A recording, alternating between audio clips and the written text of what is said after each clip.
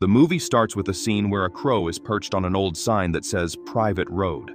Then a black SUV passes by with 5 people inside. Chris is the one driving, and Johnny is in the front seat. They talk about their plans for the summer. The other people in the back seat are sleeping. They are Scott, Brian, and Natalie. Suddenly, some crows hit the windshield of the car, and the SUV veers off the road, heading into a cornfield. Shortly after, everyone in the car wakes up, but Johnny is nowhere to be found. While searching for Johnny, Scott tries to find a signal on his cell phone, but it doesn't work. Brian sees an opening in the cornfield and thinks that Johnny might have gone in that direction. Meanwhile, Brian suggests he could go back to the gas station, but before he can leave, Scott sees a house in the distance through the cornfield and believes Johnny might have gone there. So, Brian and Scott start walking through the cornfield toward the house, while Natalie and Chris stay with the SUV and have a small snack. Scott is getting tired because he is not as fit as Brian. As they walk, they talk, but Brian begins to think they might be going in the wrong direction. They come across an old mailbox and an abandoned car in the cornfield. Scott finds an area where the corn is flattened and appears to have a dead animal on the ground. Brian is examining the car when Scott calls him. Scott has found a scarecrow tied to a wooden post. He climbs on the post to see where they are and says the scarecrow is stinking. Scott can see the distant house and notices a light turning on in the window upstairs. Meanwhile, back at the SUV, Chris grabs a flashlight from the glove compartment while Natalie takes some pills. She goes to check a sign in the cornfield and, while reading it, sees a boy hiding in the corn. Watching her, the boy runs away. Brian and Scott arrive at the house. Brian goes ahead and knocks on the door. It opens, and they enter to explore. The house appears empty and messy. They hear a noise coming from upstairs as the sun begins to set. Natalie searches along the road, looking through the cornfield for the boy.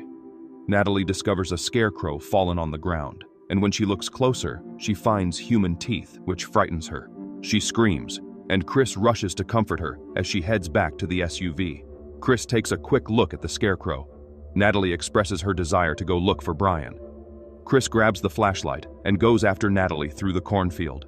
Meanwhile, in the house, Brian and Scott go upstairs. Brian opens a door, and they enter a room where the walls are covered in bloodstains. In the corner of the room, they see someone using a sewing machine. They realize it is Johnny, who is in a strange state, covered in blood and looking like a zombie. Johnny has nails driven through his fingers and is sewing a scarecrow mask made of burlap.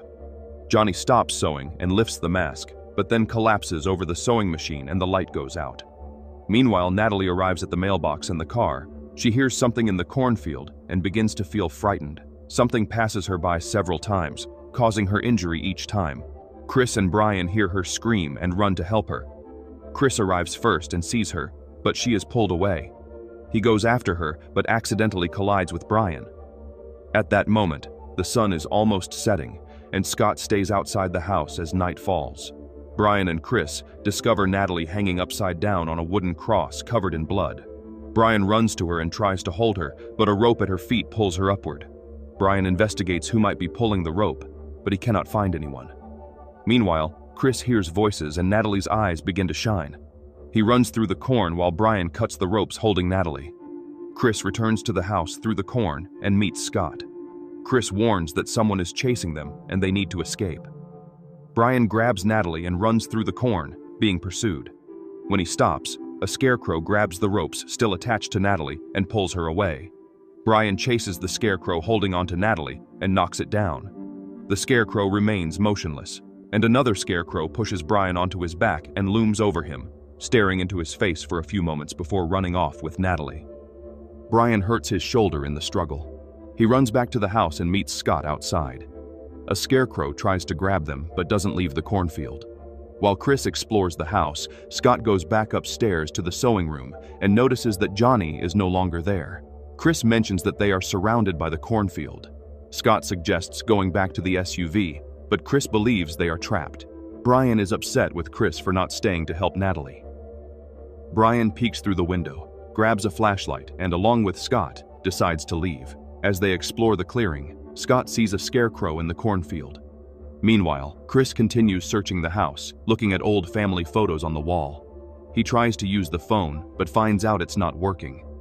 Outside, around the house, Brian and Scott inspect some cars to see if any are functional. They search for keys, but the cars are full of cobwebs and have broken windows. However, they find a well-maintained Chevy but can't locate the keys. While searching in the garage, Brian discovers some rifle bullets in a box, and Scott notices a scarecrow lying on a workbench. He examines it up close, and suddenly, the thing grabs him frantically. Brian helps him up, but doesn't notice the attack. When Scott stands up, he seems to have a vision in broad daylight. Scott witnesses a farmer teaching his son Alex how to dismember a pig.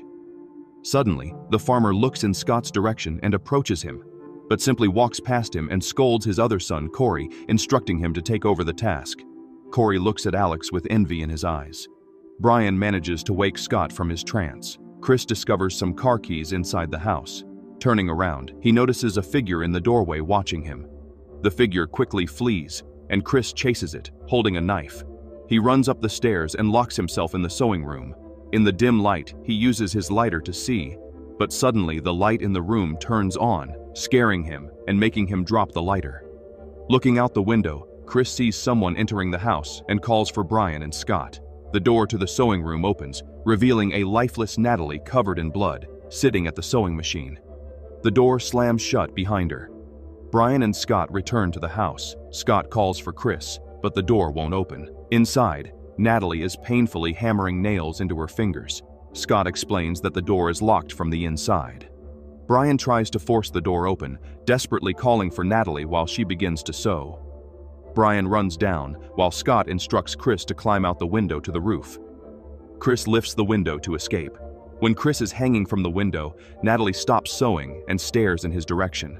The window slips from his hand, breaking his fingers, and he falls to the floor, losing consciousness. Brian returns with an axe and runs upstairs to the sewing room, but Natalie has disappeared. Brian screams in frustration. Eventually, Chris wakes up to find himself surrounded by Brian and Scott. Brian insists on knowing where Natalie is, and Chris reluctantly states that she is dead. Scott intervenes to calm the situation and suggests they leave. Chris found the keys to the Chevy, but Brian refuses to go without Natalie and takes Chris's keys. Scott leaves and has another vision. He sees Corey in the cornfield waving for him to follow. Suddenly, it becomes clear, and Scott follows Corey toward a scarecrow. Alex is inspecting the scarecrow when Corey violently stabs him several times with a pitchfork. Scott veers out of his line of sight, finding himself back in the cornfield at night with a rope around his legs. He is pulled up on a wooden cross and calls for Brian and Chris as the scarecrow approaches. It caresses his face with its nail-covered fingers and then injures Scott.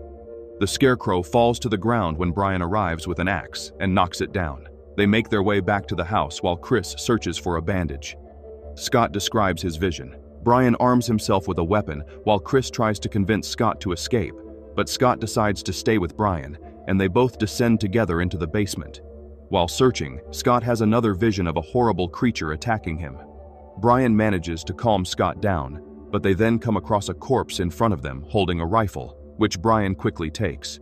Meanwhile, Chris connects the electricity to the Chevy and drives it through the cornfield. Brian collects the rifle bullets from the garage just as Chris collides with a wooden cross. The car refuses to start, and there's a scarecrow lying on the hood. Chris tries to open the driver's door, but it's stuck, so he climbs over to the passenger side. Another scarecrow breaks the passenger window.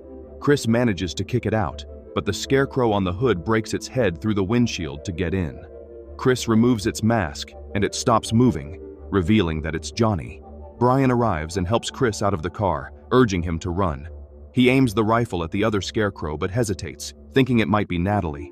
He asks her to say something as she approaches, but she attacks him, and Brian ends up wrestling on the ground. Scott has another daytime vision. Corey emerges from the cornfield and enters the sewing room, where he makes the scarecrow mask. The farmer asks about his brother, but Corey remains silent. Corey returns to Alex, puts the mask on his face, and hangs him on the cross, disguising him as a scarecrow. As night falls, Scott stays outside in front of the house. Chris returns and shares what happened with Scott. Scott wonders why they weren't attacked when they first crossed the corn, and speculates that while one person is being transformed into a scarecrow, no one else can be attacked. Suddenly, Brian enters the room in a zombified state, heading for the sewing room. Chris determines this must end. Scott goes back to the garage to fetch fuel, while Chris tries to recover his lighter from under the sewing machine. As Brian continues his work, Chris is on the floor. Brian suddenly stops working and stares at him. Chris quickly grabs the lighter and runs. Brian continues his task while Scott waits outside for Chris. When they reunite, they run through the cornfield, pouring fuel behind them until they reach the Chevy. Chris is searching for the shotgun, and Brian finishes his sewing task just as the lights go out. A scarecrow lunges at Scott, but Chris manages to find the shotgun and shoots at the scarecrow. They keep running through the corn, shooting at the scarecrows along the way. Upon reaching the mailbox, they start to wonder why the scarecrows suddenly stopped. Brian runs out of the house, and Scott and Chris decide to split up since they can't pursue Brian and the scarecrows at the same time. They agree to meet on the road. In a shocking twist, Chris tries to shoot Brian, but Brian lunges at him, pushing him onto a stake that impales him. Brian then rises behind Chris and launches a new attack, cutting into his body. Chris manages to remove Brian's mask, causing him to collapse. Scott keeps running, pouring fuel and trying to light it. However, the lighter doesn't work. A scarecrow captures Scott, binds his legs with rope, and drags him back through the cornfield, where the scarecrow attacks Chris in his desperate situation. Scott remembers his vision of Corey hitting Alex and searches for a pitchfork. Scott uses the pitchfork to stab the attacking scarecrow, but the scarecrow manages to drag him back. Chris, in a final act of bravery, grabs the scarecrow and urges Scott to run. Tragically, the scarecrow kills Chris with the pitchfork. Scott finally reaches the road and sees a car approaching near the SUV. Despite his desperate attempt to attract the attention of the new victims, he remains unable to do so. A couple arrives to inspect the wrecked SUV, and as they do so, a scarecrow emerges from the cornfield and lays between Scott and the SUV. The man suddenly spots Scott and approaches to offer help, but Scott can't call out and warn him.